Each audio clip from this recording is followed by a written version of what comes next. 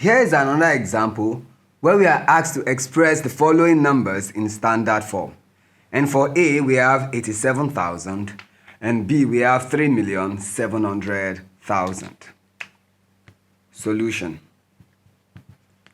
Now, recall that when you're writing a number in standard form, it should look like this, where you have A multiplied by a power of 10.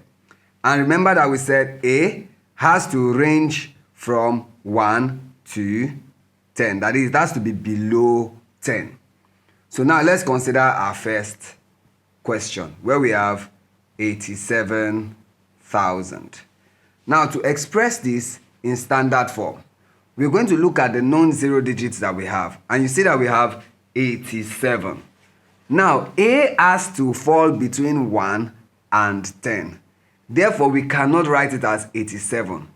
What we then do is to express this as 8.7. Now, this is a decimal fraction that is, of course, less than 10. Then we multiply this by a power of 10.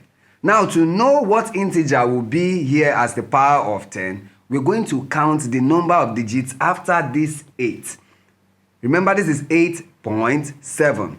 So the number of digits after 8 tells us the number that will go here as the power of 10. So let's count. After 8, we have 1, 2, 3, 4.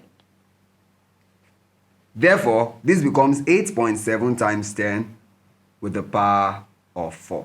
And that is how we write 87,000 in standard form. Now, let's do the same thing for B. For question B, we have 3,700,000.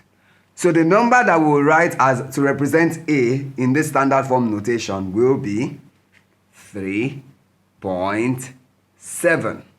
And then we multiply this by 10, carrying a power of, now we count the number of digits after 3. So we have 1, 2, 3, 4, 5, 6.